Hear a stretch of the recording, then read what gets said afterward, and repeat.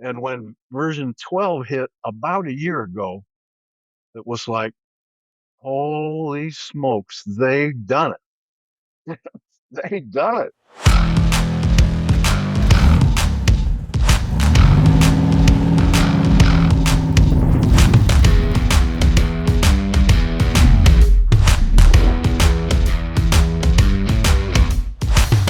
Welcome to Tesla Boomers, a podcast where we take you through all of the latest technologies from Tesla that'll help you retire happier, healthier, and safer. I'm your host, Chris Derry. Today, I have the pleasure to interview Roger Colberg, a baby boomer I met a couple weeks ago at the Chattanooga Charge, a meetup that attracted Tesla owners from all over the South. Welcome, Roger. Say, Chattanooga was fun, wasn't it? It's a blast. I enjoyed it. What did you enjoy the most? Well, I got to see Brian White again.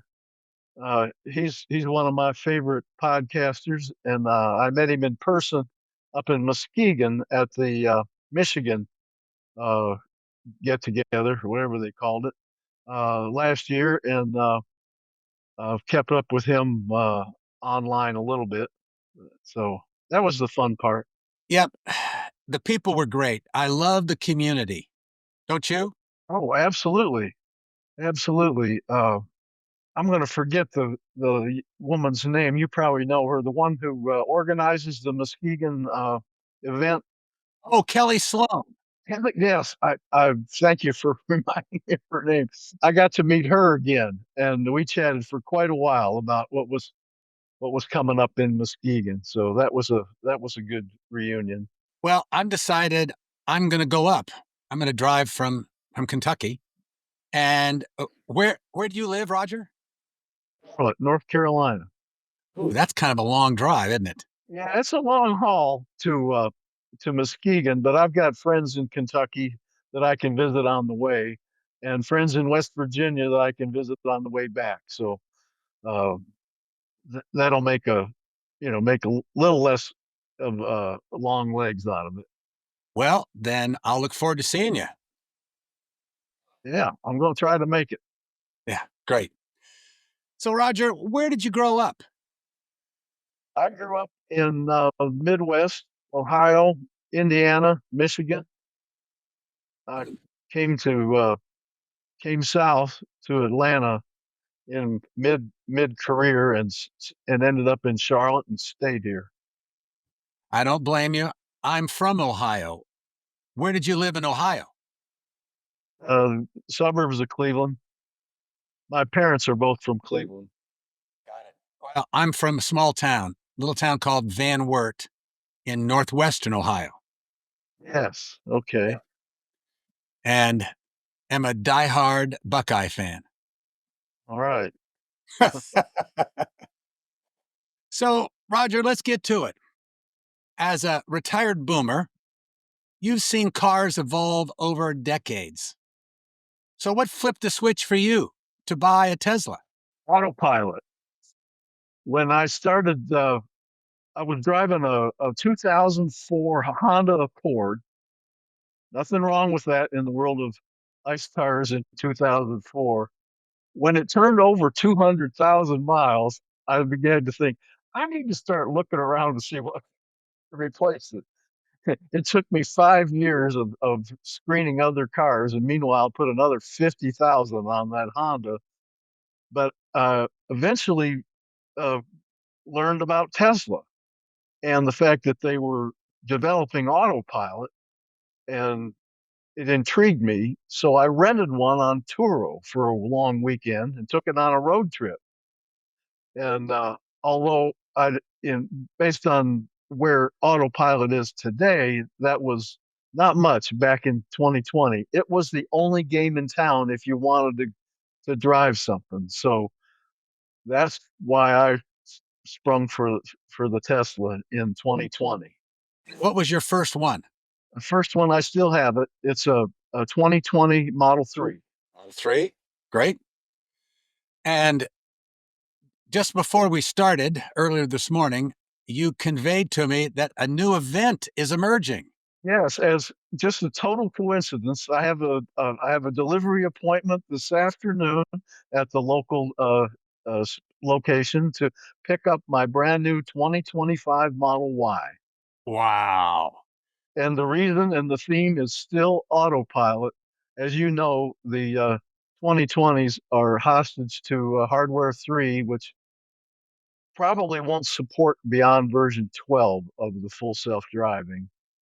So I'm most anxious to leap into the hardware 4 and version 13 of full self-driving. So that's with my motivation in 2020, and it's my motivation today to spend money and stay with it. So I've been a thrill of a lifetime to to get to a car that will quite literally drive itself.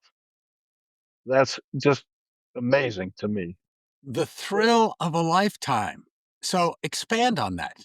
Well, when I first started reading about various uh, auto manufacturers who were talking it up, I thought, you know, maybe they could pull it off. And I probably digress here. I was a software developer for years in my work life, so I know a little bit about it. And it intrigued me that somebody could possibly pull off something like that. It seemed like a leap, but who knows? So, uh, but Tesla did, in fact, pull it off. It took them 5 years to get to the version I'm driving now, but their promises came true. They kept after it. They delivered the goods. They updated me, and I've counted them because I log them 75 times in 5 years. And so basically, once a month, I would get a new version, and it would improve step by step, inch by inch, but it always got better, and they never gave up, and they always had a new one coming. And when version 12 hit about a year ago, it was like, holy smokes, they done it. They done it. And now I'm really looking forward to, you know, moving into the state of the art, which I've been shut out from for 6 months or so. It's tough to imagine, as a boomer, that the car might drive itself. So talk to me about the expectations that you have, the benefits that you think that this new Model Y will supply to you.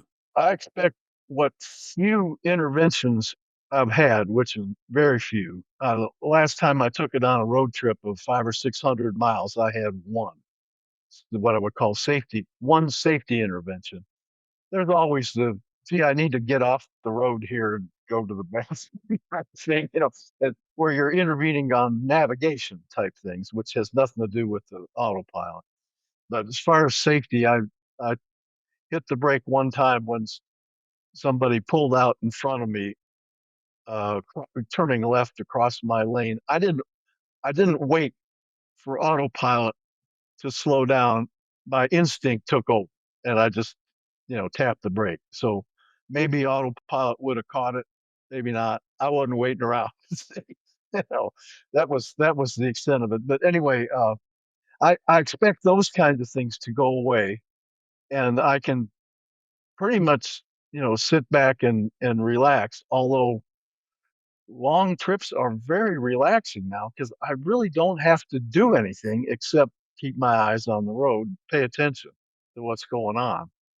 So um, I'm I'm looking forward to it, and I'm looking forward to assessing how much closer they've come to reaching an unsupervised version, which they're saying they're going to implement in Austin next month and actually start selling rides. And I believe that they've got it. From what I've seen so far, I believe they have it. I'd like to see it though. So this is from my yeah. I was going to say I'm putting my shareholder hat on now. So I'm not just a driver. I'm a shareholder. So I've got a dual interest in their future here. It was announced last couple days that full self-driving will will emerge in Austin on the 1st of June. Did they say the first? Yep. Oh, I hadn't heard the actual date. They've been saying June, but I didn't know. Wow, wow. I caught That's that like three yesterday. weeks. That's like 3 weeks away. And very probably they're going to put forward a few cyber cabs, but most of them are going to be Model Ys. That's Yeah, my to understanding. start. And the Model Ys will have cameras so that there'll be a supervisor behind the camera that's watching. And I'm sure that's how they're going to start because Elon is so focused on safety, safety, safety. Yes, I'm pretty sure from everything I've heard that they will have a remote safety monitor of some kind. They will. I don't believe they're going to have a safety driver in the driver's seat. I don't think they're going to do. Which the fact that he's not doing that, that tells me they've got it. They know they've got it. If they had any doubt that they were going to, have a wreck or something, they'd put a driver in the seat or they would delay it, one or the other. He's he knows. I mean, he has to know, and he does know that a major safety problem wreck that's Tesla's fault this early in their rollout, that could be fatal to this whole program. He's not going to risk that. I mean, he's a high roller, but he's not crazy. And Waymo can get stuck in the opposite lane and blocking traffic coming at them, and the press says nothing. I saw pictures of that this morning posted on X. I thought, how did it get there and what is it doing? It was stationary. It was like sideways in the wrong lane. I don't know how it did that. That doesn't happen in a Tesla. I can guarantee that will not happen in a Tesla. So you've been in the software business and written software. Have you investigated the inference computer and what it's doing to improve the ability of an autonomous, a robotaxi, you using FSD, how that will improve the level of safety? Only in a general way. I've watched podcasts and so forth. I've been out of my work life for a long time, for decades now, and technology marches very quickly away from me. So I have no game keeping up with what they're doing now in terms of the hardware 4 and hardware 5 coming next year. Exactly. Now, let's talk range because I know that's a big deal for boomers and you've talked about it already. I saw that back in 2017, a lot of EVs couldn't even hit a couple hundred miles. Did that worry you at all? Or did Tesla just blow those concerns out of the water for you? Well, my concerns about range were answered when I rented a car for a long weekend on Turo, and it was for it was a 2018 model, I think, and it had standard range, so it barely had maybe 220 miles range at 100%. That's all the range it had, and it was more than enough to get me around uh, all where I went, and I went on the road with it. And the supercharger network back in 2020 was nothing like it is today. I mean, I don't know how many times over they've expanded it nationwide, but in Charlotte in 2020 there was one supercharger, and now there are like 12. So that's if it's that kind of scope nationwide, it's just not an issue. They're everywhere now. You don't have to go but 50 miles and there's another one popping up somewhere. Do you use the software that's that's in your Model S to chart your course so that you don't run out? I have a third-party app on my phone that I use for my advanced planning when I'm going to take a trip, and I do plan out long trips, so I have an idea of you know where I'm going to stop and when in advance, so I know where I'm going. Uh, but I used to print out, years ago, I used to print out hard copy of directions places, So I've always been a planner. I just don't go on the road, not without taking a look where I'm going. And once in a great while, I actually ran into a supercharger location that, for whatever reason, was out of service. I mean, the whole thing was out of service. This is one time in 5 years, but it necessitated thinking about, okay, okay, at this place I need to charge up to about 95% because that's going to be a long haul to bypass that one and go to the next one. So that advanced planning is not a bad idea. But I have to say, at my age, the battery is not the limiting factor on how long I stay on the road. If you get my drift, I understand. I need to stop about every 2 hours. So I've learned to use the 50% of the battery that's between 10 and 60%. That way it charges super fast on the low end. And so the typical charging stop or pit stop is it's ready to go as soon as I get back to the car. So it doesn't cost me any time extra to charge, which suits me fine.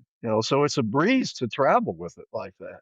Well, I think you're going to discover in your new Model Y that the software in front of you, that you can pre-program the whole trip from charging station to charging station, and you can, in essence, make a reservation. It's not really a reservation, but the system knows how many Teslas are charging and how many bays are open, and they calculate the probability that you can make it on time at a charger.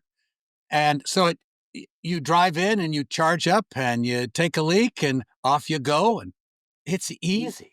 I've only run into having to wait at a supercharger one time in 5 years, and that was on the Thanksgiving holiday. And I pulled in, and all 12 bays were occupied. I was the 13th one there, and I didn't have to wait but 2 or 3 minutes, and somebody unplugged and pulled out. So if that's an inconvenience in 5 years, that ain't much. So I've never had an issue with it. I think it's hard for someone who's never driven or ridden in a Tesla EV to imagine what that's like. There's a concern that I'm going to run out of gas, I'm going to run out of charge, but the Tesla software has minimized that to the extent that it is no longer a concern. No, it's absolutely not going to let you do that. Uh, if you start to run low, it's going to tell you where to get off the highway and charge. What advice would you provide boomers who are worried that their kids are talking about taking away their car keys? That's crossed my mind that that day is out there for all of us somewhere, I guess. But uh, I suppose as long as my mental faculties are there, that I could still supervise if it was legal to drive, without having a license, or someone took my license away. That as long as I could sit in the seat and supervise it, it'd be legal for me to ride in it, I guess. So, with full self driving, unsupervised, right? And that's what on June 1st, Elon says that's what they're going to do. Actually, he is saying, no, it's being said, I'm not saying who's said it. It's being said that version 14 is going to be the unsupervised. I think that's true, and I think that probably before before the end of this year, that will be released to folks like me who have a hardware 4 computer.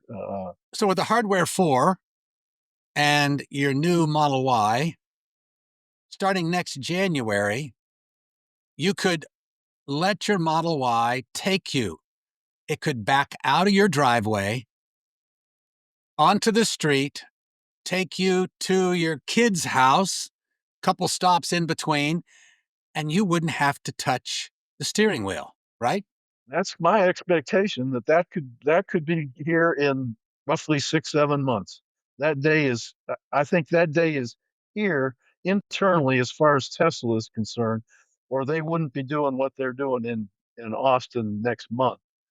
And another, 5 or 6 months of shaking it down, they'll know if it's ready to release to the public. And I believe that's, I mean, Elon said as much on the earnings call that that's their target. Now, something could happen and they'd have to postpone it, but that's his goal, I think, to roll it out. So, another concern that baby boomers have, I've got it, you've got it. It's called driving at night. So, talk to us a little bit about your experience of using FSD at night. Just as good as it is in the day. It with with the and this is on a hardware 3 that has cameras that have nowhere near the resolution of the new ones that are on the hardware 4 cars. I think the resolution of those cameras is something like 5 times better than what I'm driving. So, but the one I'm driving sees fine at night, and it definitely sees better than I do at night. So, I very much trust the autopilot on the occasion I'm driving at night, which isn't too often, but sometimes I'm up late. You've been involved in technology, but lots of baby boomers haven't. And some of them are saying, I'm too old for this techie stuff.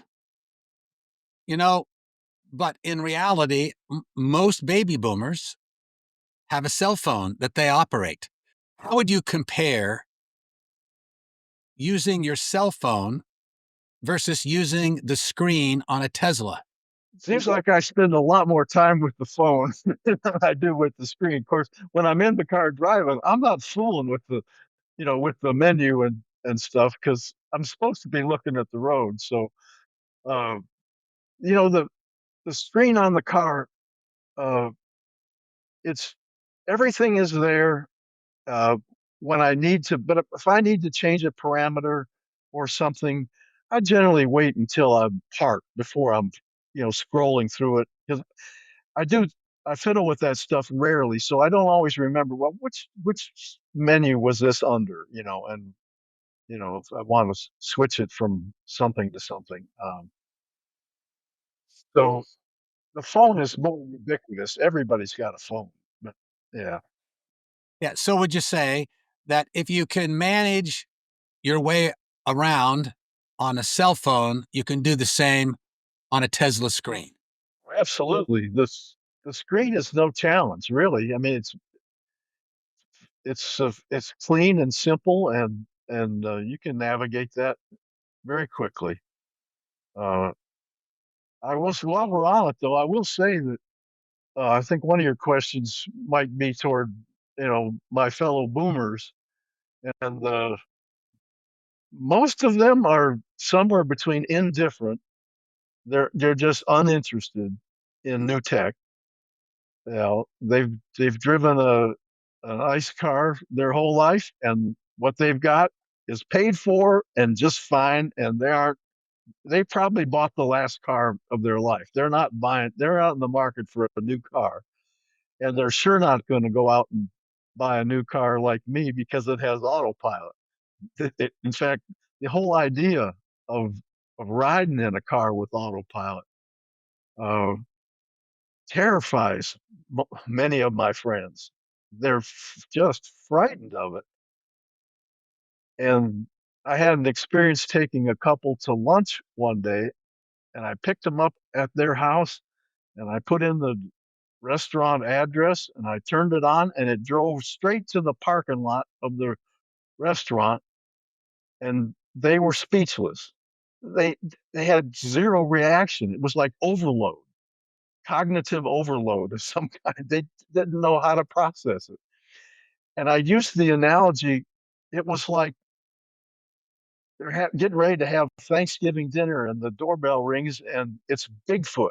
And Bigfoot comes in and sits at the Thanksgiving table, and everybody's like, nobody knows what to say. Nobody can process it. What they're seeing is something that literally cannot be happening, but it's happening, and they have no place to put it in their world. And that's what autopilot is doing to people. It's going to be quite a shock when 5 years from now there are millions of cyber cabs running around virtually every city in the U.S. giving rides for 50 cents a mile or whatever they'll be at that time. That's a future coming on fast. That's going to be like a tidal wave that overwhelms a lot of people. Roger, I couldn't agree with you more. And I loved your analogy of Bigfoot sitting at the table. That's a great one. You know, I don't own one yet, own a Tesla yet. But I went out with one of my friends and he put me in the left seat and he put in autopilot, not FSD, autopilot. And he said, now you got to have your hands ready for it. And I got to tell you, every couple seconds, I'm grabbing the wheel, when something's coming up, because we've had to learn all of our lives that you've got to take responsibility. So, but when this tidal wave goes across our society, and that is when robotaxis are available everywhere and we get comfortable with the robot driving the car, this is a paradigm shift. I think it'll be massive for the entire world. I agree. It's coming very fast, and it's going to start next month. And I think you know what the media is going to do. They're going to laugh at him and say, "Oh, he's only doing 10 or 12 cars. He's way behind Waymo. Waymo's got 1,000 cars."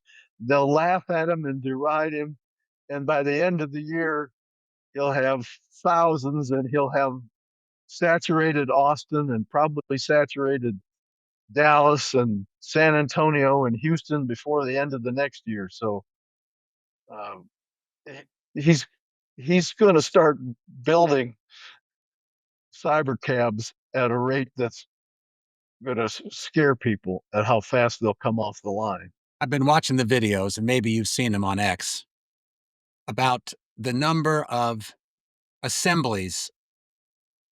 What do they call it? When they make the subassembly all in one fell swoop, and they've got them stacked up all over everywhere in Austin.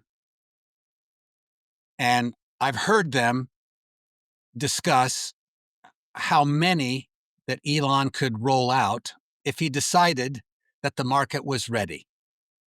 It's not 100. It's thousands. And he's said that the cybercab will begin rolling out soon at the rate of one every 5 seconds. I think that's his ultimate goal. That's his ultimate goal. I don't think they'll start there. They're gonna be at a much more reasonable rate to start with till they get the line perfected. But it'll Absolutely. rapid it'll rapidly escalate from there. And he'll run that line just as fast as he can deploy them. That's what he's going to do. He'll if he can deploy 5,000 a month, he'll run 5,000 a month for that line, or 10,000 if he needs them. So let me ask you a related question.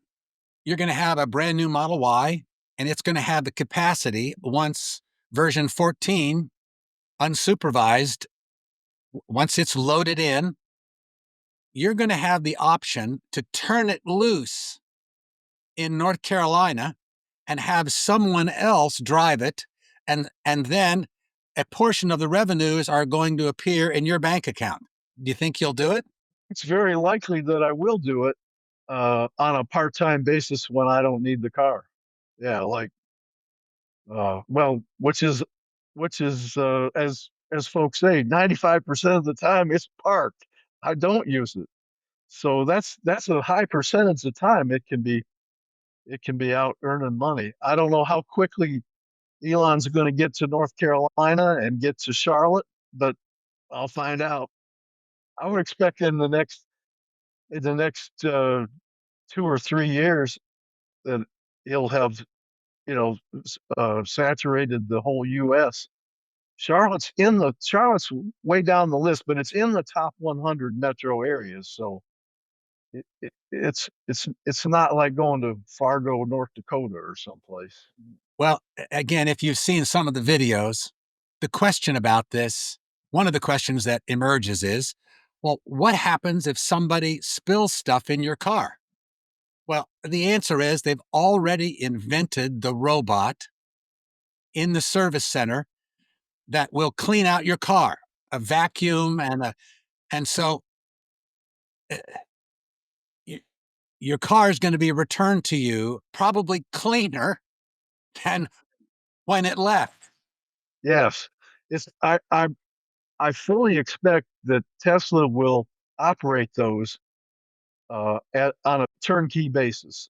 They will assume total control of it, and they'll charge it when it needs to be charged, and they'll clean it while it's plugged in.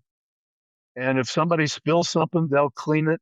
That's just and they'll whatever that costs them, that they'll take that off the top. I get what's left. I don't want to have to run around figuring out how to charge it and clean it all the time. Just take care of that. And he will because he's got a fleet.